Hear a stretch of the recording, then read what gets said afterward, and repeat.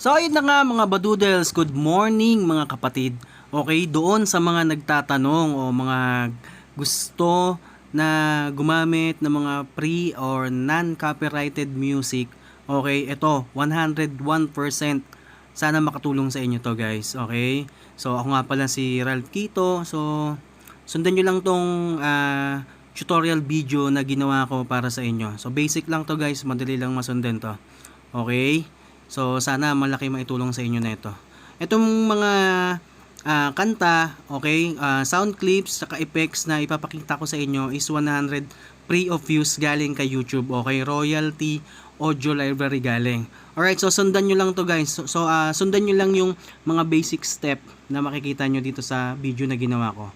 Alright? So first step, punta tayo sa Chrome. So ang gamit ko ay Google Chrome. So, make sure nakalagin yung Google channel natin. Okay, yung Google account natin. So, ako, yan, nakita nyo naman, nakalagin yung sarili kong Google account. So, yun yung ginagamit ko kay YouTube sa channel ko. Okay? So, punta tayo sa first step. Right? So, make sure guys na ita-type nyo, syempre, yung YouTube. So, ito yung highlights ko lang kung ano yung dapat na papasokin nyo. Ayan. youtube.com application desktop. So ayan yung dapat na nakalagay dun sa search bar. Okay, tapos magda-direct yan syempre sa account nyo pa rin sa YouTube. So click nyo lang yung YouTube. So ayan, papasok yan sa channel dashboard nyo. So ayan, nakikita nyo naman guys, i-zoom ko yan dyan. Alright, so meron tayong mga choices. Okay, may mga search bar sa gilid. Okay, may mga toolbar sa gilid na pwede nating i-press. Okay, pinapakita ko lang dito kung ano yung dapat nating i-press. Papunta dun sa audio library. Okay, so inisa-isa ko lang dyan kung ano yung mga pwede nating makita dun sa loob ng dashboard channel natin. Okay. So sundan nyo lang yung step na to guys, napakadali lang na to. Napaka-basic lang na itong tutorial na to. So sana makatulong sa inyo to. So ayan, channel analytics natin sa YouTube channel natin. Diyan pwede nyo i-check yung kung ano nang nangyayari sa loob ng channel natin, 'di ba? Kung gaano nakarami yung views, yung hours, okay? Araw-araw.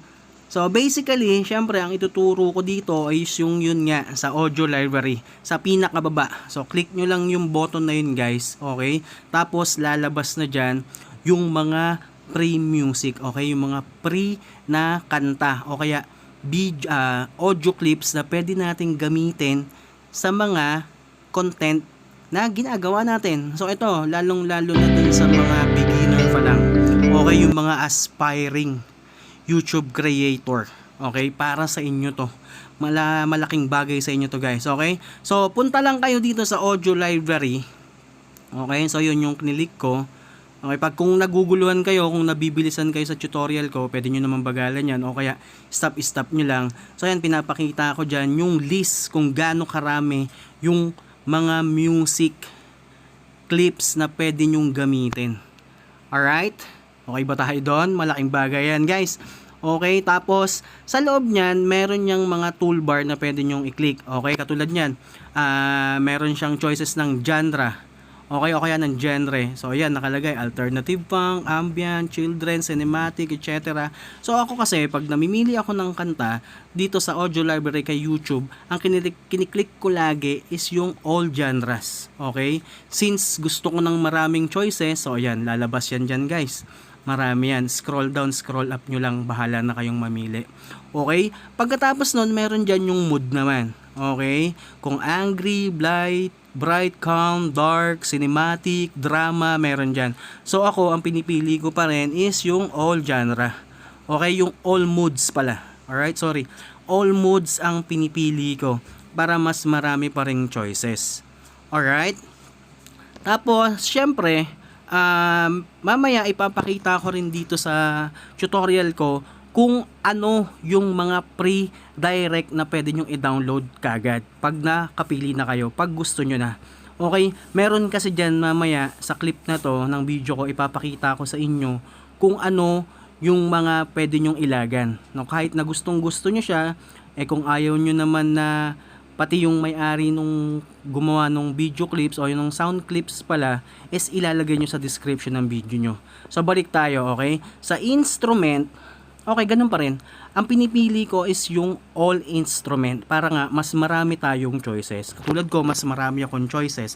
So kahit ano, browse lang ako ng browse, 'di ba? Hindi na ako namimili ng genre. So para hindi tayo malito, yun na lang din yung ginagawa ko. Pero depende pa rin 'yan sa mood nga na gusto nyo, okay, sa style ng content nyo, kung reviews ba yan, prank ba yan. Ako katulad ko kasi ako adventurist ako, adventure vlog yung ginagawa ko. So mahilig akong magbike. So mahilig ako mag-share ng mga ride ko in different areas, okay, in different province. So kaya ang pinipili ko lagi is yung all, okay, para lahat, as in lahat na babrowse ko. Alright? Tapos ayun nga, katulad ng sinabi ko, kayo nang bahala mamili kung anong klase ng instrument yung gusto nyo. Acoustic, rock, drums, di ba? Puro bass, kung puro piano style ba o string, di ba? Kung trumpet ba. So nasa inyo yan, guys. Okay? Kayo ang bahala. Kayo ang masusunod sa music na gusto nyo. Okay? Tapos sa pinakadulo niyan, yung distributor, wag nyo nang galawin. Okay? So ipapakita ko lang din diyan. I-click ko lang din. Tapos wag nyo nang galawin yon. Wala naman tayong problema pagdating dun sa bagay na yun. Okay? Basta paulit-ulit kong sinasabi, guys, kayo ang bahalang mamili ng sounds nyo. Okay? Tapos 101% na free of use yan. So dito sa part na to, pinapakita ko lang sa inyo. Yun nga, yung duration nung music o yung sound clip na gusto nyong piliin. So ako usually kasi tumatagal lang yung clip nung mga video na ginagawa ko, na pinapasukan ko ng mga kanta, at least 1 minute and 30 seconds. So ganun lang kahaba yung mga ipinapasok ko na sound clip.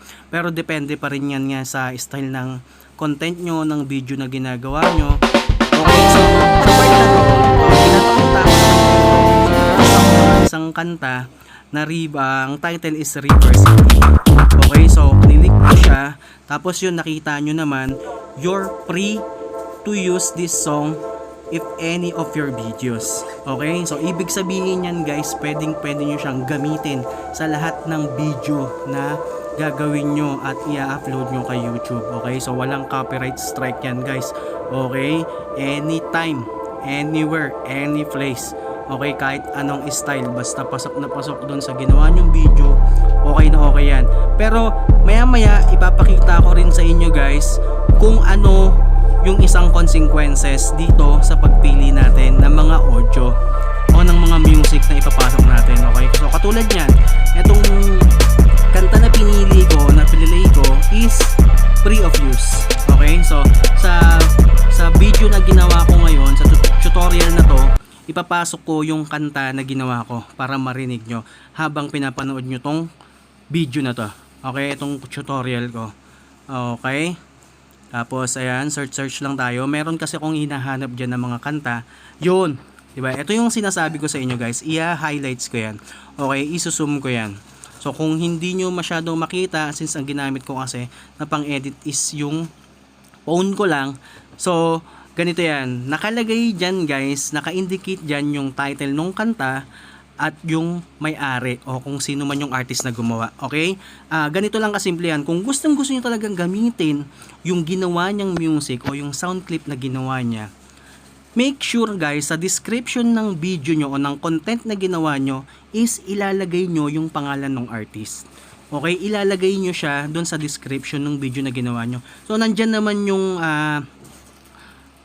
tutorial there. So nandyan din naman yun kung paano nyo ilalagay sa description nyo. Okay? Nandyan yung ano nya, nandyan yung style nya. Okay? Parang i-copy nyo lang din naman yan sa description nyo. Madali lang din naman yun, guys. Okay? To, kung may naguguluhan pa rin kayo sa tutorial na ginawa ko ngayon, dahil ngayon lang din ako gumawa ng tutorial ko, pwede rin kayong mag-search ng ibang tutorial pagdating kay audio library. Okay? So yan, pinakita ko lang dyan, guys, yung mga kanta. O yung isang kanta na na-hit ko na pwede tayong makopyright kapag hindi natin inilagay o hindi natin in-indicate yung may-ari ng gumawa ng kanta. Alright? Tapos dito sa part ng video ko na to, kung may time kayo, i-click nyo lang din yung terms and condition ni Audio Library. Okay? Bigyan nyo lang din ng time na basahin siya. Okay? Sayang naman. 'Di ba? Pumasok na rin kayo doon. Basahin nyo lang din 'yon, makakatulong sa inyo 'yan. Tapos dito ituturo ko naman ngayon sa inyo kung paano mag-download ng kanta. Okay? Madali lang din 'yan, guys.